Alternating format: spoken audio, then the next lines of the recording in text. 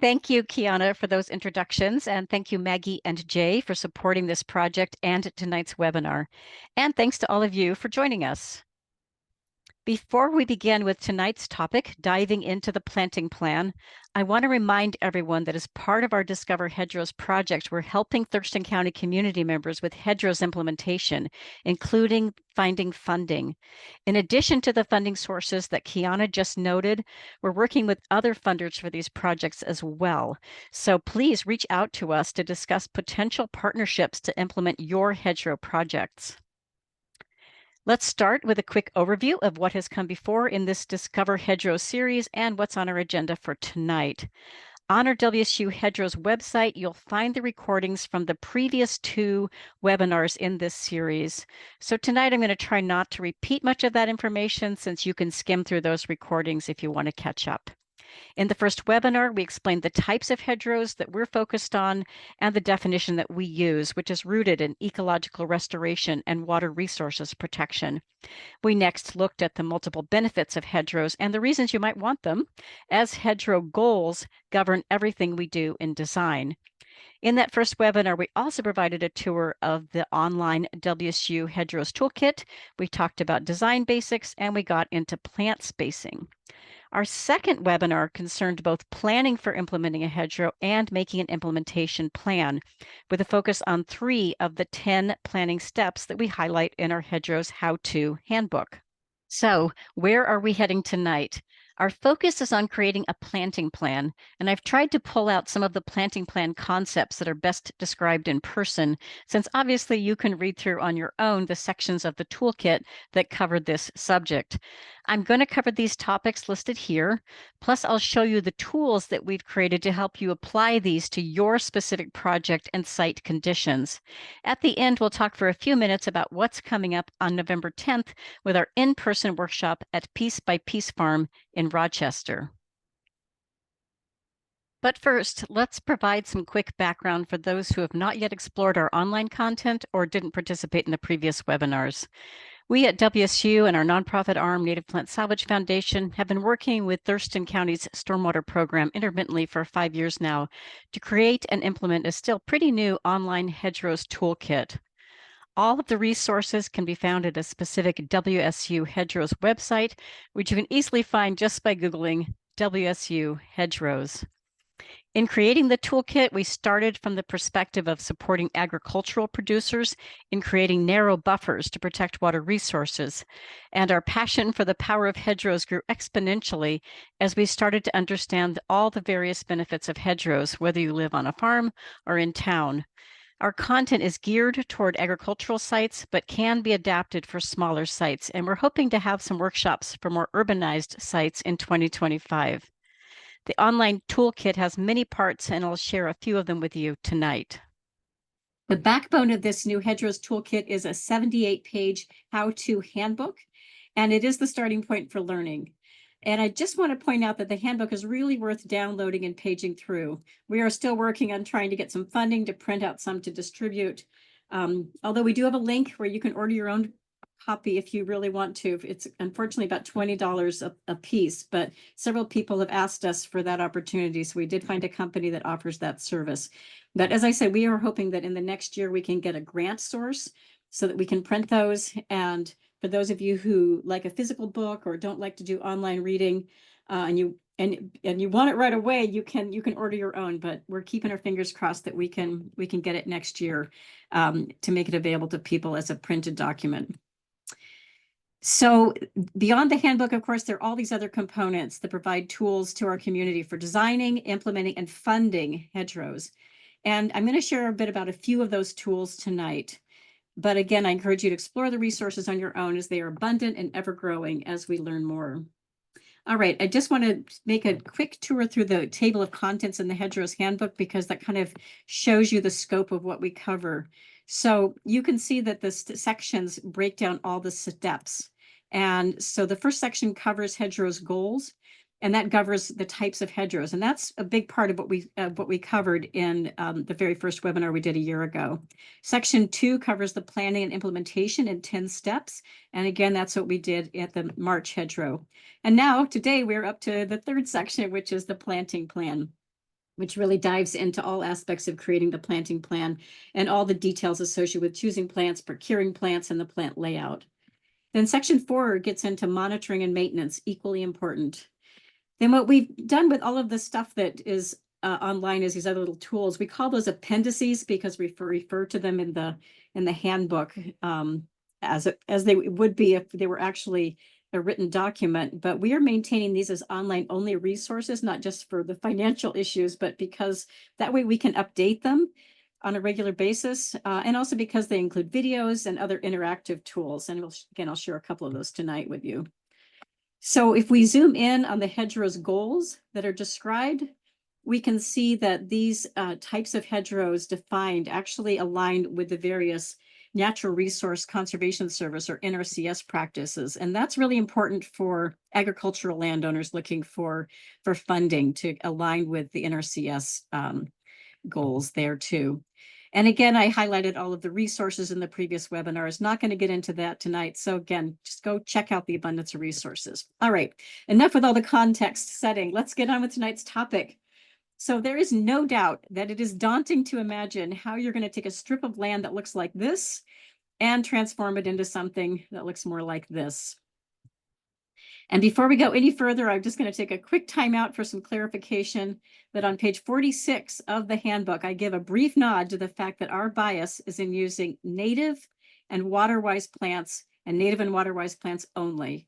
And I'm not going to talk about that much more tonight or get into all the benefits, but just quickly for a definition, most people agree that we can define a native plant as one that's been part of the balance of nature that's developed over eons in a particular region or ecosystem. So in our area, we mean the plants that were here prior to Europeans starting to arrive.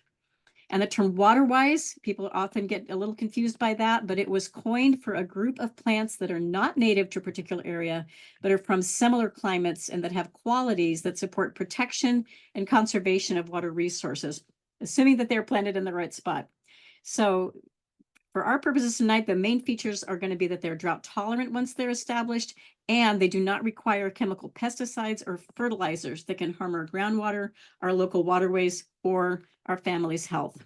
All right, that's the little quick sidebar on that. So when we're talking about all the plant choices, those are the kind of things we're talking about. They have to be either native or drought tolerant and not need any supplemental inputs.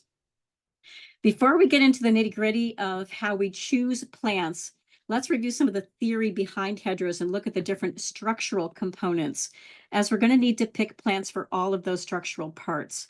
So the first of those is what we call backbone species. And these are the largest plants. This would be the trees and the tallest and whitest shrubs. These backbone species tend to also be evergreen, but not always. And not all hedgerows have evergreen plants, although it is generally beneficial. Additionally, there may be one backbone species, but it's generally best to have a diversity of species and have a mix interspersed throughout the hedgerow. Some hedgerow projects use many large conifers, such as our big towering Douglas fir trees, or even the Sitka spruce, especially in really wet pasture areas, for example. But frequently the evergreen trees selected include our more mid-sized native shore pine as the conifer. But for smaller scale hedgerows, we have a whole series of native or water-wise drought-tolerant broad-leaved evergreen shrubs that are really terrific backbone species for hedgerows under about 15 to 20 feet tall. And these include our native Pacific wax myrtle, which you can see in this slide here, and also our non-native but water-wise Viburnum tinus, various Pyracanthus species, and the dwarf strawberry tree, which you can maybe see from the flowers and fruit, is very closely related to our Pacific madrone. And the interstitial spaces between these larger shrubs, we then fill in with mid-sized species of various types. And this is usually where our native shrubs really shine. Here we can see our native red flowering currants filling in between shore pines.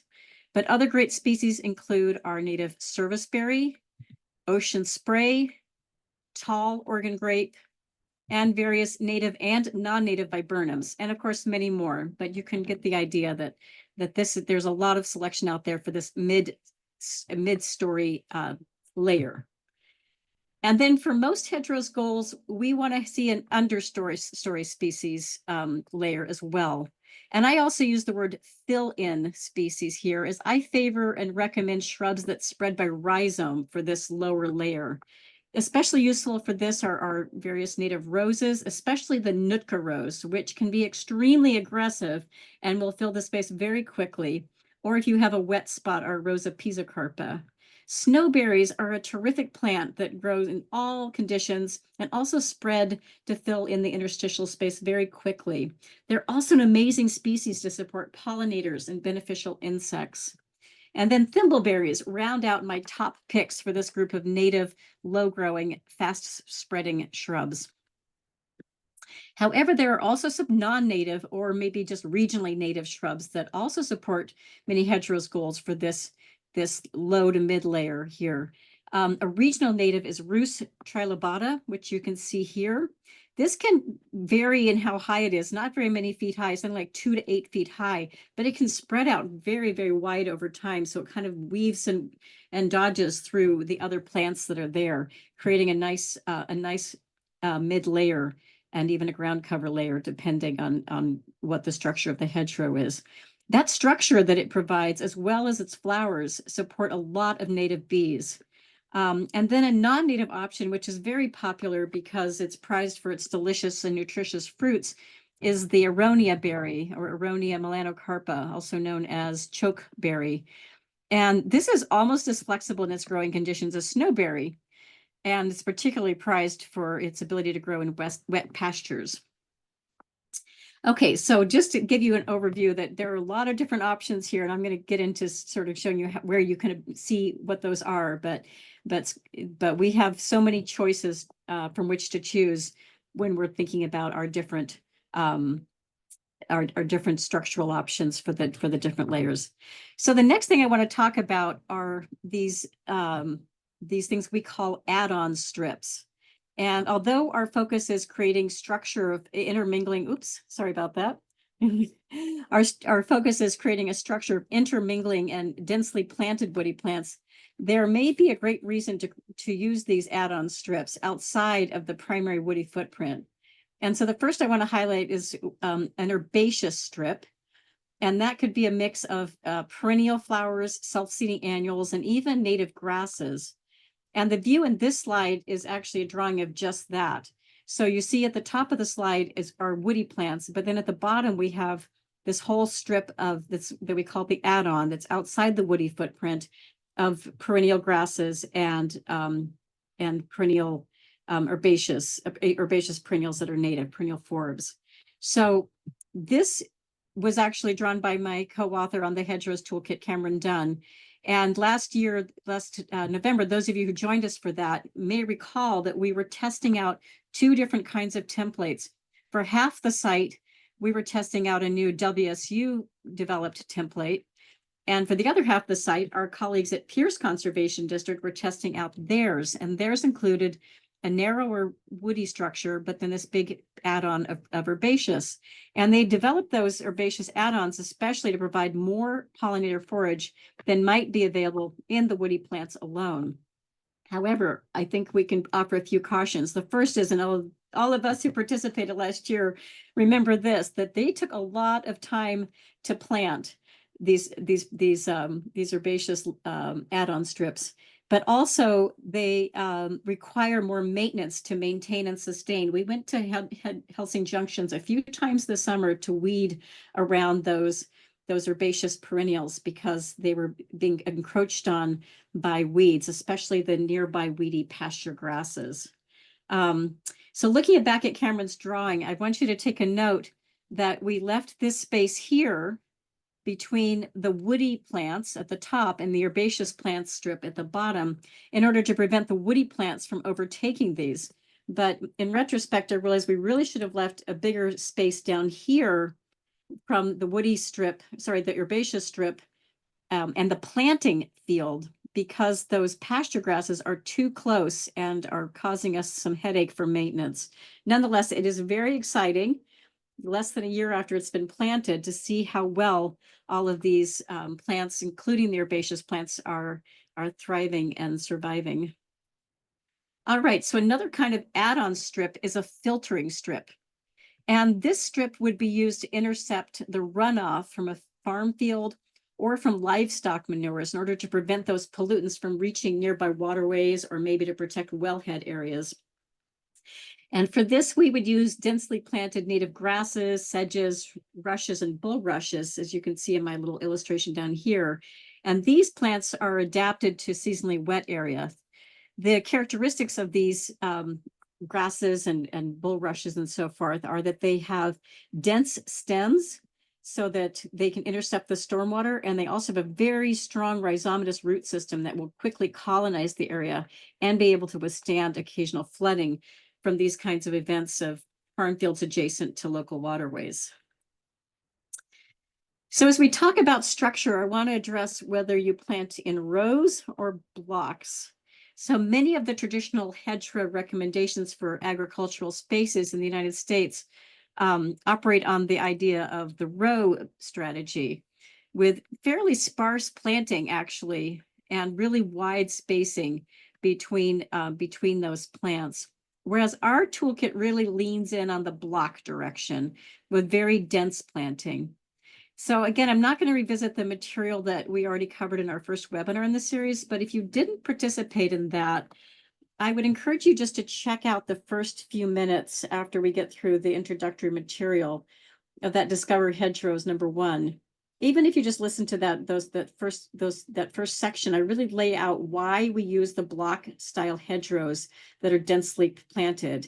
And I'll just say that our recommendations come from decades of experience doing both ecological restoration and native and waterwise landscaping to inform what we think is a more functional approach. So since I'm on my little soapbox about why I love blocks, I'm just going to say they have many advantages. And let's just start here. The blocks really maximize density by packing as many plants as possible into the space. And then where we're maximizing density, we can then maximize diversity.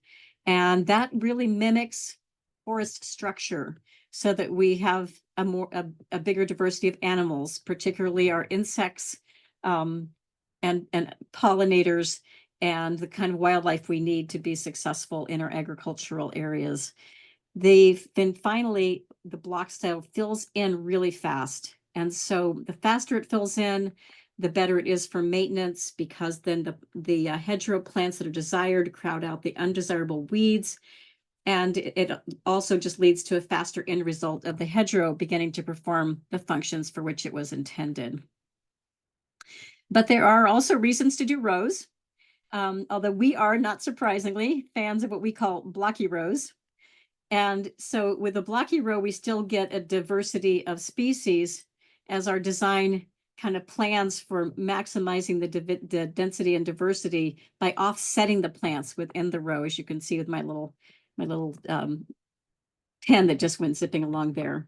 So one of the reasons that row planting is popular is for the ability to maintain between the spaces with seasonal mowing until the plants have grown up enough that they start to form a canopy, and then that canopy starts to shade out the weeds that might be in the middle. So for folks who don't have much capacity to maintain, they think that if they maintain this alleyway in between, then they can run a mower up there a few times per season, particularly if you've got very, very bad existing vegetation that cannot be addressed through site preparation. It can eventually actually get a little bit shaded out. So that's a really great strategy for that.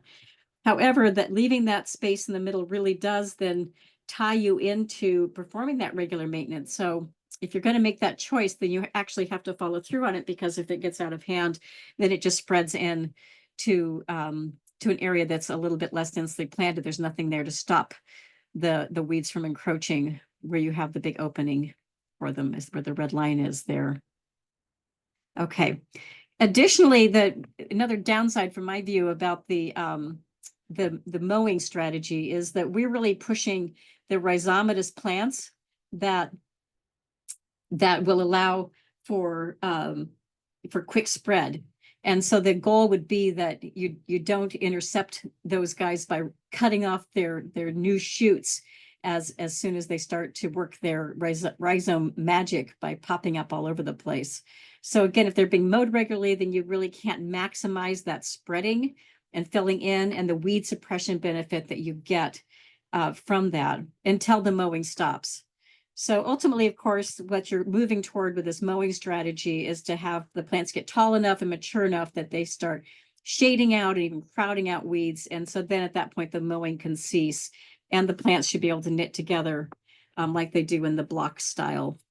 Although there's some planning required within the species selection and also where those plants are placed that can facilitate that more successfully. We talk about that a bit more in the nitty-gritty of the handbook.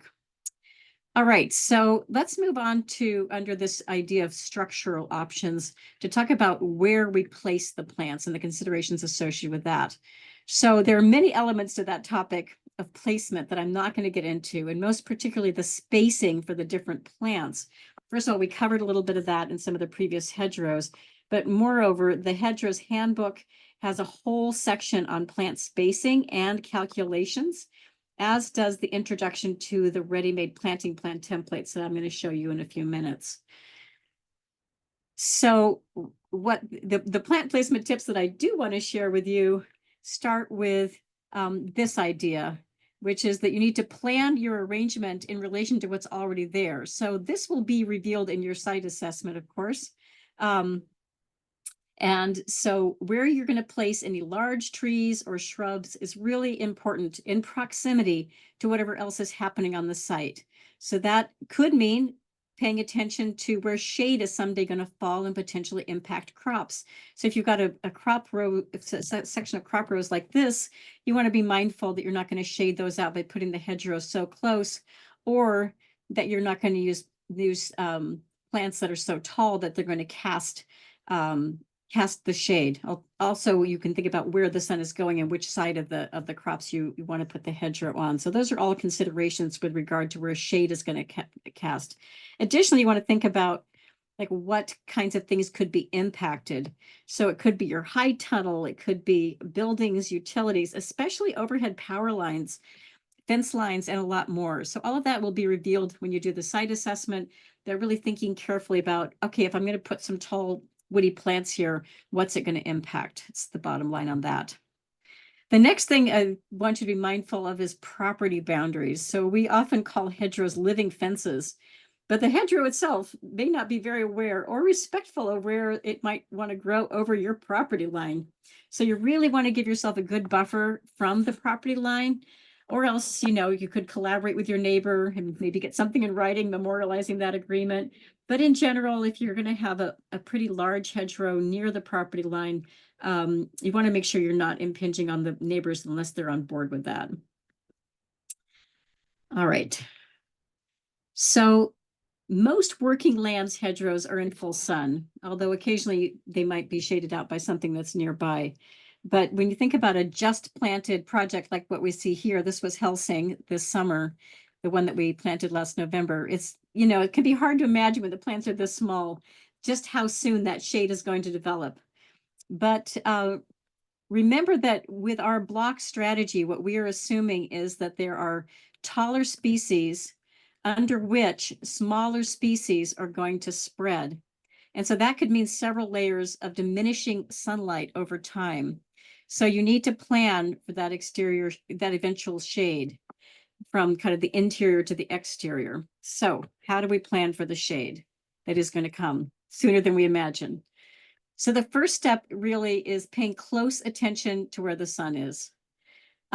Using this Helsing plan as an example, we can see that we've placed very specific species here on what we call the sunnier side of that particular orientation of that plan. And you can see there by the little compass in the corner, how that's the part that gets the sun. So these particular plants labeled MA and RS, we don't see them anywhere else, because if we were to stick them back over here, they are going to get shaded out as the hedgerow develops over time.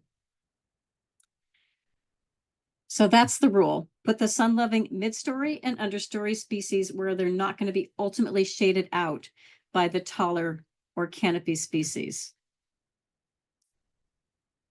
Just let you take that in for a moment. All right. So we have some really gorgeous native species that absolutely will fail to thrive or to flower if they get shaded out. And so we want to prioritize them going into those spots where that won't happen, as I just showed you there with those MA and RS circles.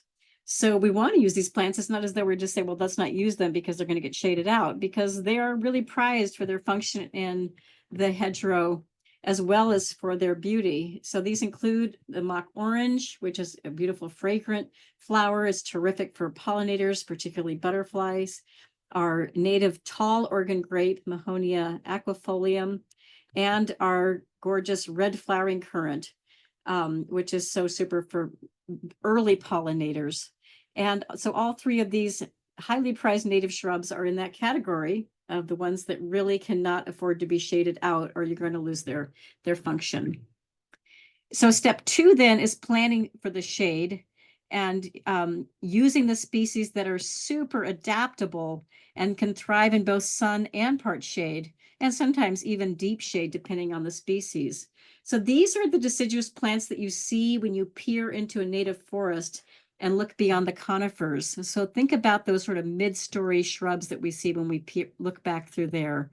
They include our largest and mid-sized native shrubs, such as the serviceberry we see here, ocean spray, our native hazelnut, and a lot of viburnums, both native and non-native viburnums that are water-wise, are really terrific for this mid-height interstitial fill-in shrub that can be totally fine in the full blazing sun when the hedgerow is young, and then adapt over time to be quite shade tolerant. And I introduced you to this cast of characters earlier in the context of the rhizomes that fill in, but these are also great for starting in full sun and then transitioning to shade over time. Again, these are our native roses, the thimbleberry, and our snowberry. So finally, you might want to think a little bit about when your hedgerows really made a lot of shade, then you can return and add some shade-loving understory plants that keep the hedgerow function at all the levels, including that really important ground cover layer. So these shade-loving plants, such as what we see here, the low Oregon grape, should not be used in the initial planting, no matter how much you're eager to include them later. Back in the day when I first started, a long time ago, I was working on a planting plan along a river, and the people had put lady ferns in the planting plan, and we were planting in sandy soils in full blazing sun. It's like, well, maybe lady ferns someday, but certainly not right now. So these are the kind of plants that you want to hold back for when you really have made shade and you've got more humus-rich soils from all of the leaf debris developing over time, as the soil's developing over time as those leaves come down every year. And also, I just want to point out that I may have confused you, because a minute ago I mentioned the tall Oregon grape, which needs a lot of sun.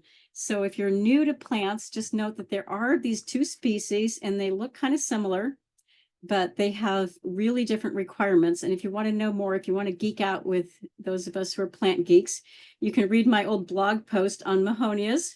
It's on our website under nativeplantsalvage.org/blog. And the title is The Native and Native Adjacent Mahonias and Why We Love All Four. So that's something, if you want to go deep on Mahonias, that's there for you. Okay, and on that note, I'm going to pause for any questions we might have so far.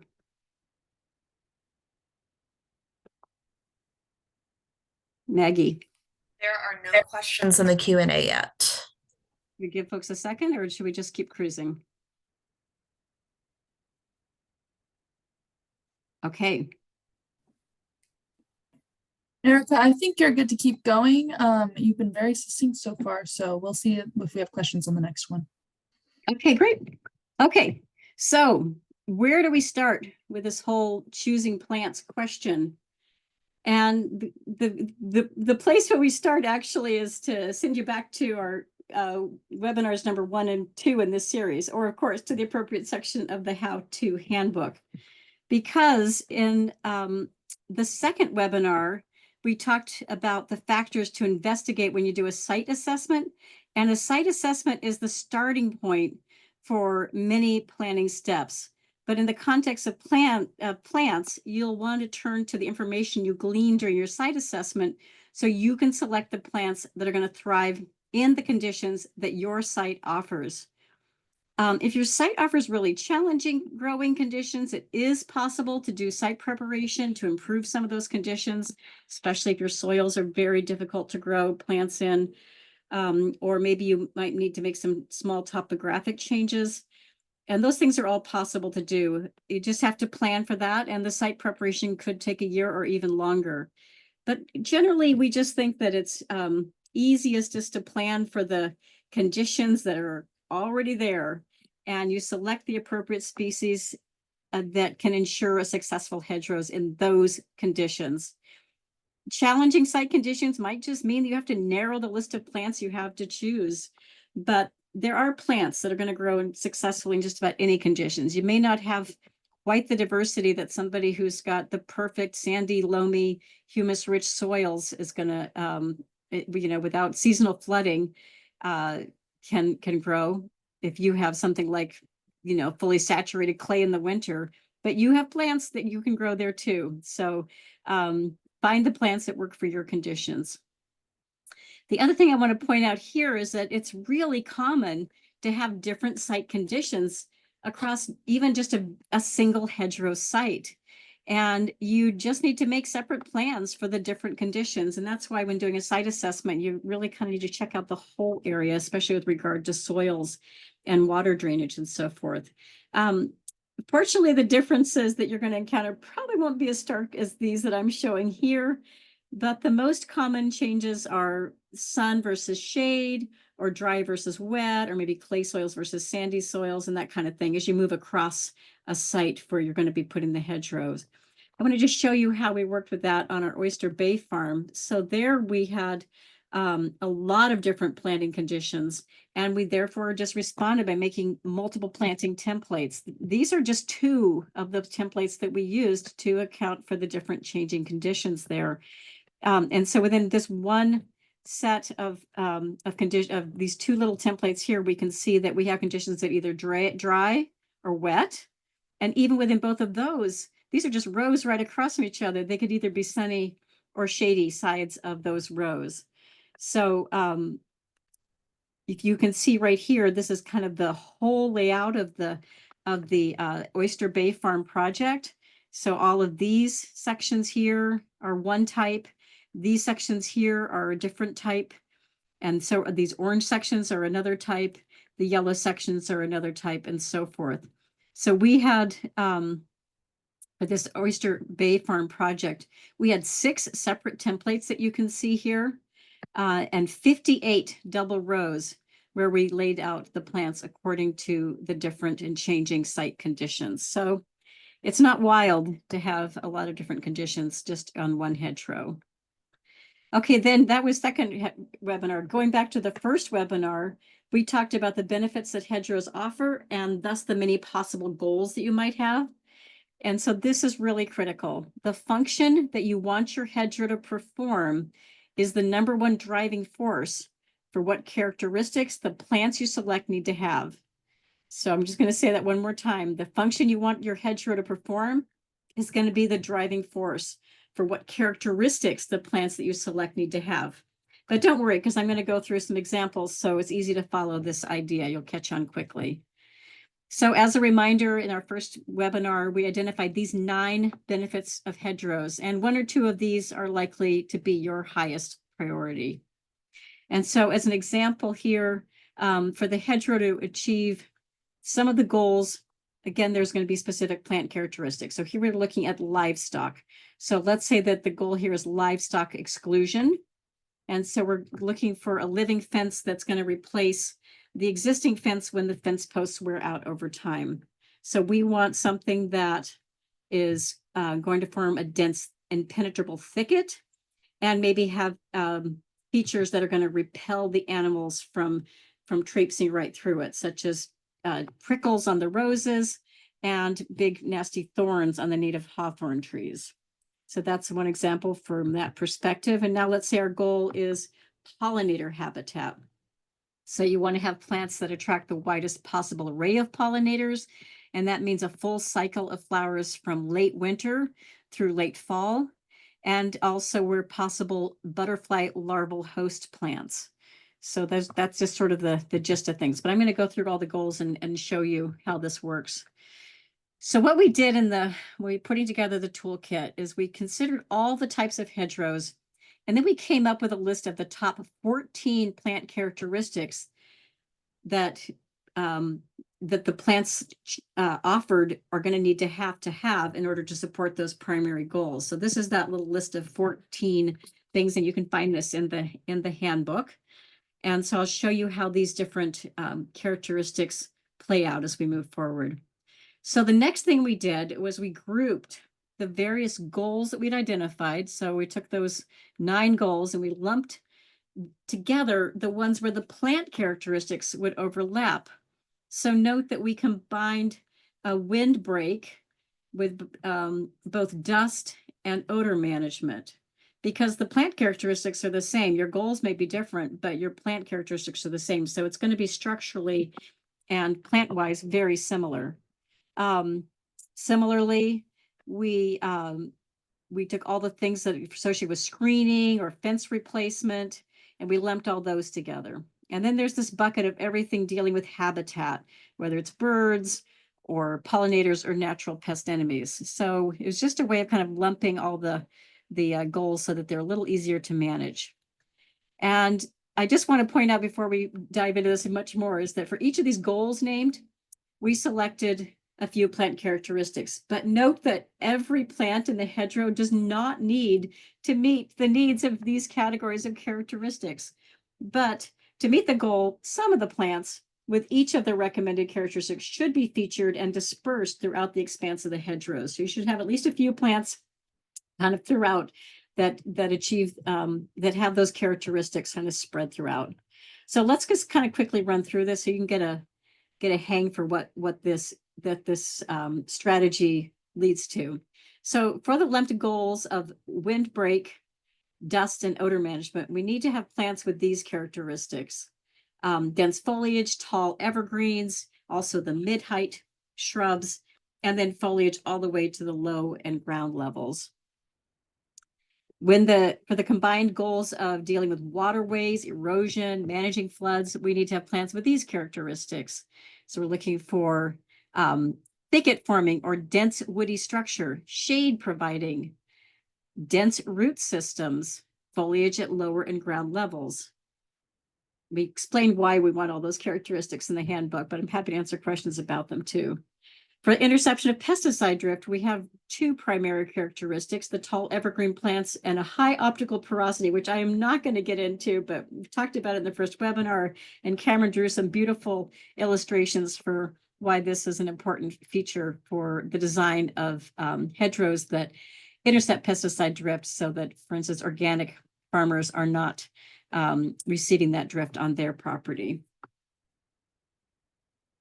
For livestock exclusion and shelter, plus the concepts of living fences and privacy screens, we need to have plants that are tall and evergreen. We also need that thicket forming or dense woody structure. We need shade providing and canopy forming, and those thorns, prickles, prickly foliage spurs, and the mid-height section. And finally, for all the critical habitat goals, we need to have plants that are thicket forming, shoulder season blooming. So that could mean blooming, anywhere from January, February on, and not, that there's going to be some plants that are still blooming in October and possibly November. Pollinator attracting can provide food for larvae, maybe provide berries, fruit, and nuts, and again, the foliage down low at the ground level. So we created a tool that helps users of the toolkit drill down on this plant characteristics point that I just shared. And the first thing to know when you look at this scary sortable plant table is that there are instructions on how to sort and filter the information. And if spreadsheets aren't second nature to you, then you can watch our brief video that Cameron created. This is really a critical accompanying tool to the handbook and to the templates. This sortable plant options table allows users to choose their own plants for their own goals and site conditions. And I know it looks really daunting right now. This view I'm showing you is kind of everything, so that you can see just how expansive it is. It's an incredibly rich resource, and I'm showing it to you in this way so you can get an idea of its scope. But really, when you start to use the filter and sort techniques for your specific conditions or the specific characteristics that you're interested in finding plants for, then it really shows its power. Here you can see maybe just a little bit better a few of the columns across the top, focusing on wildlife, beneficial insects, pollinators, soil binding, and more. And currently there are 27 columns that you can sort for, allowing users to filter also 27 categories. And the examples include sunlight, soils, plant size, pollinators and beneficial insects, bloom time, and a whole lot more, obviously. The table currently has 75 woody plants annotated, with a list of herbaceous plants soon to be added. So we started that process, and we just need to get back to filling that out for the herbaceous section. Okay, so I'm gonna take another little pause to see if we have any questions before moving on to the next section. We have one question, Erica. This is from Jennifer. And Jennifer is interested in pollarding, growing things in a hedge that can be harvested as food for humans and animals, fuel, basket weaving, etc.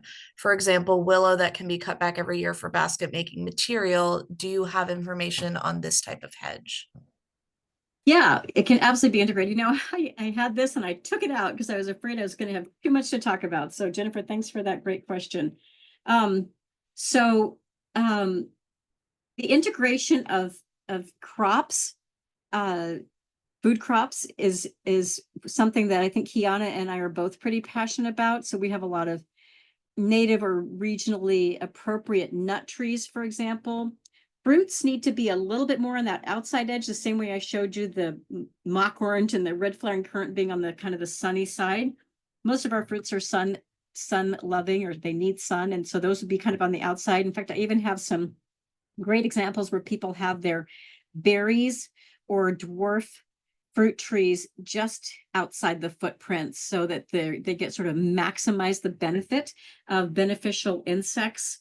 The import and export, sort of like the hedgerow provides cover and shelter for those beneficial insects, especially during critical overwintering times, or when there aren't abundant food sources. The hedgerow provides for that when crops aren't happening, and then it generates faster export and support of organic farming goals. And of course, pollinators too. They can take shelter in the hedgerow, and they can eat the food that the hedgerow offers, and then they're right there to help pollinate your fruit. So that's definitely something that Cameron and I started to work on, putting together some templates to show that, and it's kind of on the agenda. But the other thing is that at Oyster Bay Farm, Melissa, who's the co-farmer, she is a basket weaver herself. She grows beautiful willows and weaves them into baskets, even teaches classes on how to do that. And so we integrated quite a few native willows, but then we talked with her about putting live stakes in later. And so she added quite a few additional willows later on to her site. She has the perfect conditions for it, so that she can kind of keep harvesting from that. And that'll sort of help with the potential for overplanting there, as those were extra beyond the planting plan. So integrating those is a great idea. And the aronia berry I showed you before is one that can even be squished up a little bit, but is very sought after for its nutritional value, and is more shade tolerant. So that was a long answer. And can you send me a thumbs up if I've addressed it? But if you want to work with us on making some new templates, we'd love to talk to you about that. Jennifer says it was very helpful and inspirational. Thank you. Well, Jennifer, we're taking inspiration from you. We're going to come over and start a larding process with you with some kind of crop. We'll talk about it later. Anything else before we move on? That was the only question. Okay, great. All right. So the next tool to share in a bit more detail is what we call our off-the-shelf or ready-made planting plan templates. And by the way, there's also a video and written instructions to support this one. So this tool is a complement to and can be used with the sortable plant selection table that I encourage you to dive into, that I just barely skimmed the surface on there a second ago. And again, even though the templates that I'm about to show you have the plants already picked out for you, the great beauty of integrating this with our sortable plant table is that it allows you to read more about each plant so that you can make informed choices about whether or not you agree that you want that plant in the ready-made planting template to be part of your plant or not, or where you might want to choose a substitute. So let me talk about these ready-made planting plans or templates. So we also refer to these as Appendix A to the handbook because we reference it a lot in the text of the handbook. There are currently 8 templates, and they correspond to different goals. And again, we are always creating more. We haven't put up the ones we created for Oyster Bay yet, but those are going to be adapted and added to that. So again, this section starts with instructions and how to customize. That's this part over here. I encourage you to look at that first. And then we have one of the first templates we have is what we call our habitat block. And the focus of that one is supporting overall wildlife habitat, but of course, with a special focus on pollinators and natural pest enemies. Then we have the living fence block, and that provides for both livestock exclusion and privacy. And we have a little add-on to that one that we call a shelter pocket. And that is where you can make a little bump out to provide shade and refuge for livestock to help with concerns around too much heat or too much cold in order to protect their health and to protect them essentially as a agricultural product, because it impacts their ability to produce good wool or to make good milk, for example. Then the riparian block has a focus on water quality and preventing soil erosion. The interception of wind, dust, and odors is next. The interception of the pesticide drift, a very specialized design both with plants and its structure. And then we've added on the Helsing Junction blocks, including kind of the unique one there is the herbaceous strip outside the woody footprint. All right, so let me walk you through how the templates work. So the first thing to know is that all of our templates are designed at 20-foot long by only 15 feet wide blocks. And the goal of this is to minimize the amount of land that's taken out of agricultural production. If you live in an urban setting, you can also see the goal of that might be that you have room for it on a very small lot. In fact, I live in the city of Olympia, and my hedgerow at the ground level ranges between 8 and 10 feet, but the canopy up above that is definitely more in the 15 to 18 feet that is allowed to go up and over.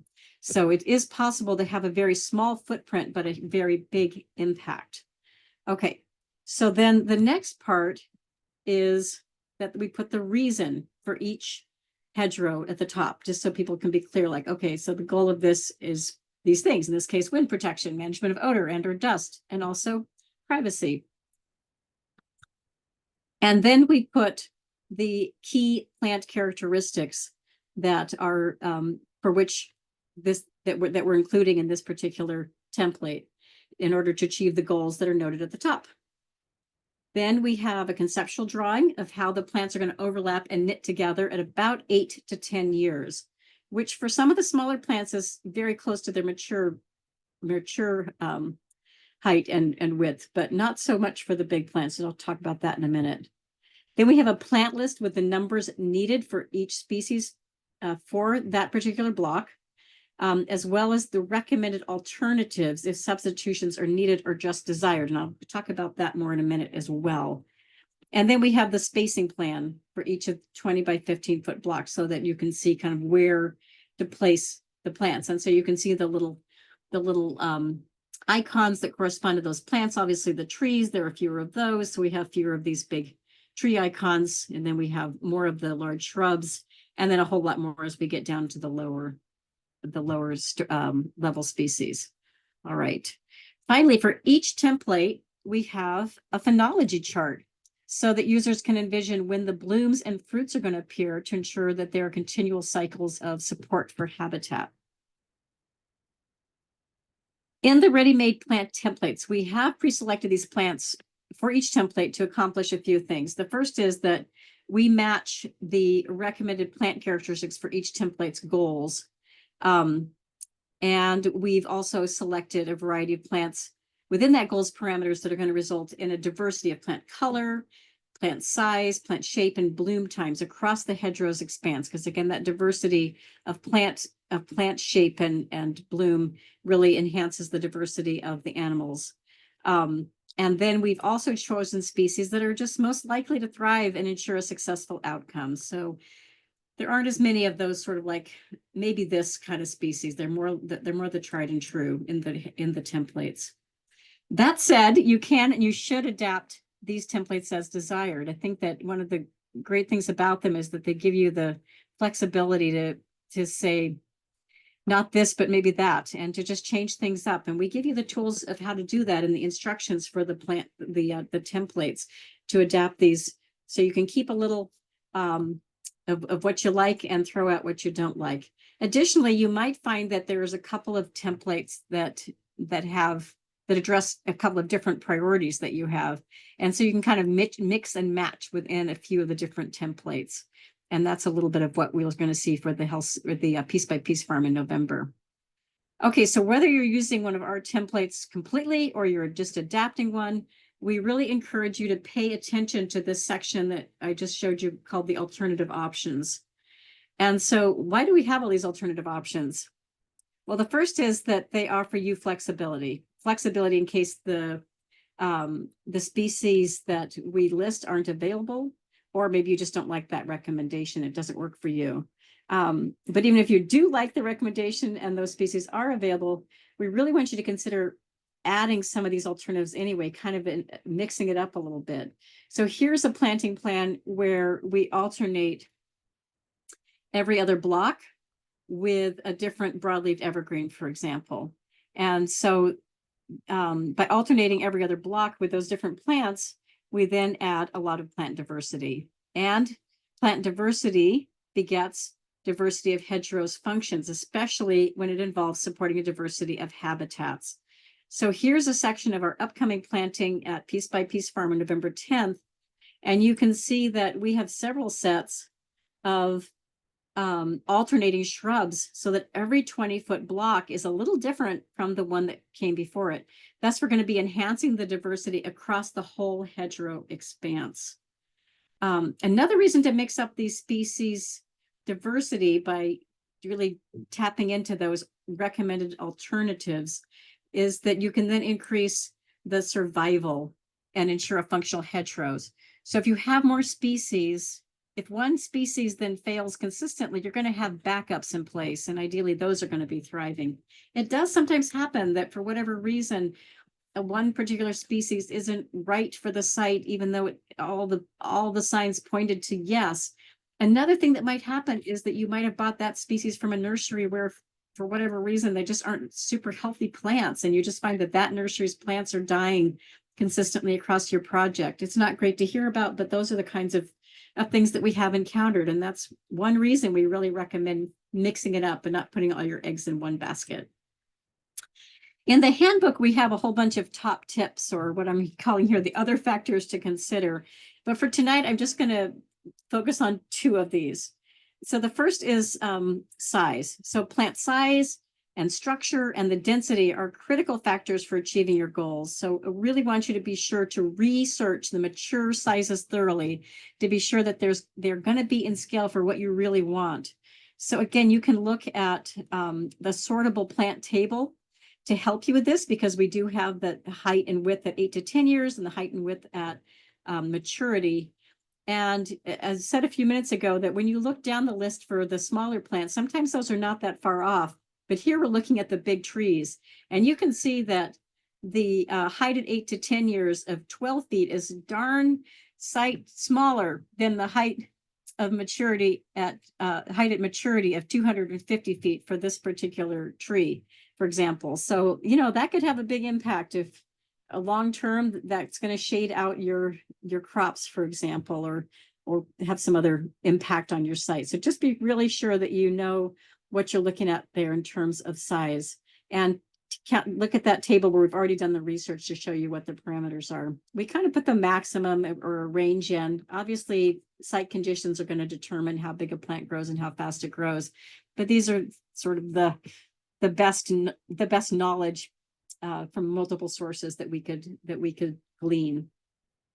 The other thing that I want you to be aware of is that you don't want to get into some kind of a committed heavy pruning schedule so that you have to maintain the height of the plants you choose. So again, if you pick plants that are too big and you feel like you have to go out there and shear them all the time, our goal is to make less work and not more with this. Occasional shearing on the perimeters of hedgerows might be needed over time, but certainly not monthly maintenance in the growing season. So the lesson learned there is to choose well based on your research. Also, the plants recommended are chosen for their tolerance of being kind of squeezed together a bit to form this dense hedgerow. But we don't want to squeeze them too much. They do still need some room to grow. Our templates anticipate also a certain amount of mortality. So if all of your plants live through the first 3 years or so, some transplanting might be in order to make sure that, you know, they're a little squished up, but they still have some room to thrive on each one individually. Okay, our second top tip is planning for the maintenance capacity that you actually have. So when selecting your species, be realistic about what level of future maintenance will actually be possible for you. If your reality is a few passes with a power mower around the perimeter of your hedgerow each season, then what you really want are plants that are not going to get easily overwhelmed by weeds. So you want to stick with plants that are going to grow fast and can outcompete the weeds, especially those that can colonize, like by spreading with the rhizomes, which maybe you wouldn't invite into your flower garden, but in your hedgerow, it's going to be your friend. And you really want tried and true woody plants. And you're going to want to steer clear of those fussy herbaceous perennial strips that are beautiful, but that absolutely require some pretty consistent weeding for the first several years while they're getting established. So we are not going to have time to get into the weeds, so to speak, on plant sourcing, but it is just as important as choosing the right plants for your site and your goals. The primary factors are, first, your budget, and then the types of plant stock you may have available, such as bare root plants, live stakes, potted stock, and more. And then the next part of this is going to be what sizes of plants you should choose, 4-inch pots, 1-gallon pots, 5-gallon pots. If you're looking at live stakes, they also come in different sizes. And then finally, how you're going to plan ahead to be sure you get the plant species you want in the types of plant stock that you need. So if I just used a bunch of words there that you had no idea about, worry not, because I address all of these concerns in a few places. So starting with the handbook on page 48 of the how-to handbook, and then continuing through to page 51, I have a long conversation about all this stuff because it is really important stuff. It may not be as exciting as working through the sortable table and dreaming of all the beautiful hedgerows you're going to come, but how you're going to get those plants and how you're going to be able to afford them is just as important to make sure you can bring your project to fruition. And then in the resources section of the toolkit, you're going to find a host of plant focused resources. And within that, within the next section, it was the budget categories and examples. Obviously, buying plants really taps into that budget section. So in that section of the toolkit, you're going to find a few helpful pieces. What I want you to do is expand out that video section. And here you're going to find more detail than you might have thought it was possible on the topic of what I called selecting the right plant type and sizes for your budget. I will just tell a tale about myself, which is that I thought this is such a great topic. I'm going to do like a 5-minute video on this. It's going to be so great. I'm going to make a short video. I'm always so long-winded. It's going to be really easy to follow. But I will tell you that I ended up not making one, but making two pretty lengthy deep dive videos into this topic. So I think they're important. It's definitely deep into the weeds of it, but I do have some accompanying information in case you cannot tolerate that much deep dive into plant stock type. Or of course, you could watch it on YouTube at like 1.5 or 2 speed and see what happens. All right, so then I created a few different scenarios for two of our ready-made templates. So you can just see these in the sample budgets section of that budgets part of the toolkit kit. And you can read through these. I go through them in detail in the videos, but it kind of helps you to compare between a few different choices of, you know, if we buy bare root here versus potted stock there, if we go with 1 gallon potted stock versus 5 gallon potted stock, what is the impact on our budget? And also then the other factors for choosing whether or not we choose different kinds of stock. And for that question, it's the Cliffs Notes version to get you started for if you just want to go straight to the heart of things. I have this little key points overview that has the key takeaways from the 2 video deep dives. Obviously not everything, but it goes through the 3 primary sources of stock: live stakes, bare root, and containerized. And if you know what live stakes or bare root stock are, you can see in the handbook. And also I really dive into them a bit in those little videos. But this explains kind of the pros and cons across the chart for why you may or may not want to choose these particular species. So that's kind of an accompanying part to those. All right. So before we talk about piece by piece, are there any other questions about the content so far tonight? We do not have any questions in the Q&A yet, but maybe folks just need a few seconds to type. Okay. All right. Well, I am going to just talk a little bit about what's happening on November 8th and November 10th. Well, the first thing is that November 8th is a prep day. And so we'd love to see you out there, whether you can come on the 10th or not. Maybe you can only come on the 8th and you kind of want to look at the site and get some up close hands-on activity with some plants. We're basically going to be staging everything for the workshop on the 10th. And is there any way for people to kind of like hands up or use the little hearts or something to tell us if they think they might want to be coming to either the 8th or the 10th?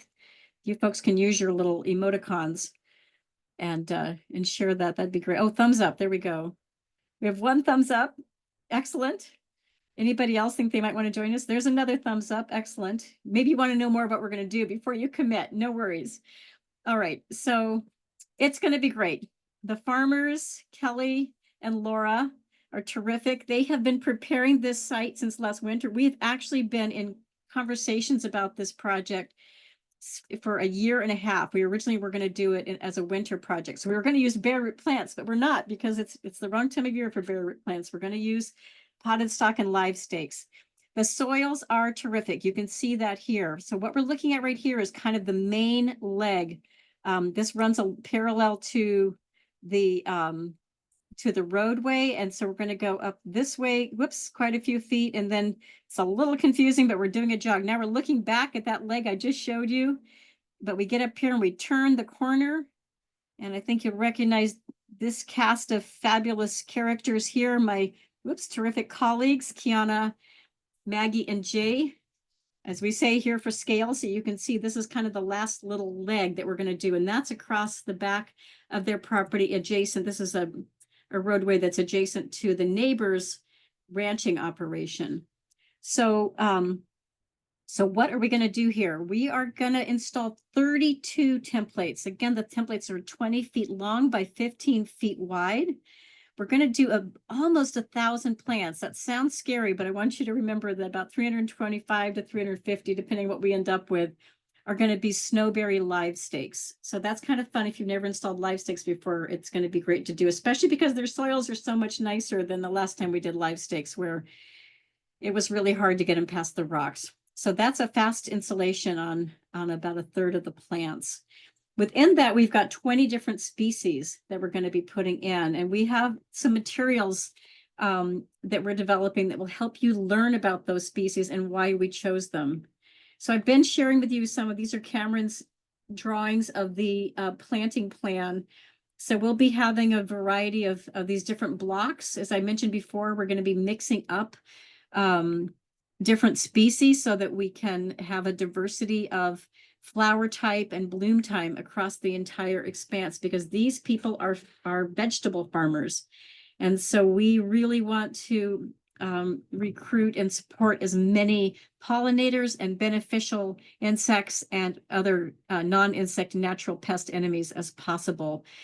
And we're going to partially do that by creating various types of structure from the different woody plant stems and forms, as well as the different flower types and shapes and when they bloom. So we'll have a bunch of different blocks that we'll be learning from, and you'll be able to look at all the different plants. So this is the planting plan. We resubmitted a new planting plan to NRCS that more in our style of dense planting with lots of interesting plants. And we're excited by the number of, especially with the new Sustainable Farms and Fields grant that Kiana mentioned at the beginning of the webinar, we're able to afford some of these big broadleaf evergreens that typically they're hard to come by outside of the 5-gallon plants, which are really darned expensive. So we're going to have a bunch of those mixed up, and then we'll have a whole bunch of our native and a few non-native, I guess just one non-native shrub to small tree that's going to be mixed up as well every other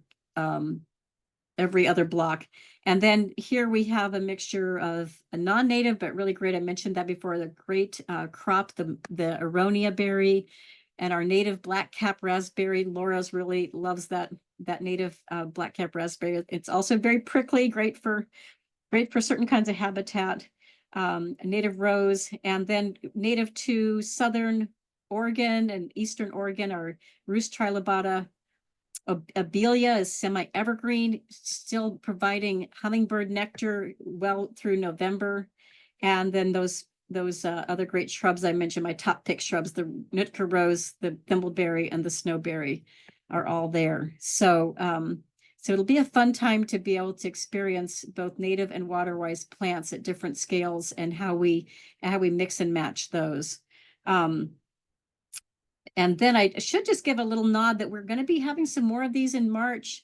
Kiana and her colleagues are working with another farmer in Rochester for another big March project, and that's going to be also looking at seeds, a very different kind of hedgerow than we've been doing the past few. So it's going to be a whole new learning opportunity. And Maggie and I are working with a different farmer who's actually a rancher. And that guy is super jazzed about hedgerows. He can't wait to get going on it. So we'll have yet another farm type and a whole different palette of plants to work with both of those projects that are going to be happening late next winter and early spring.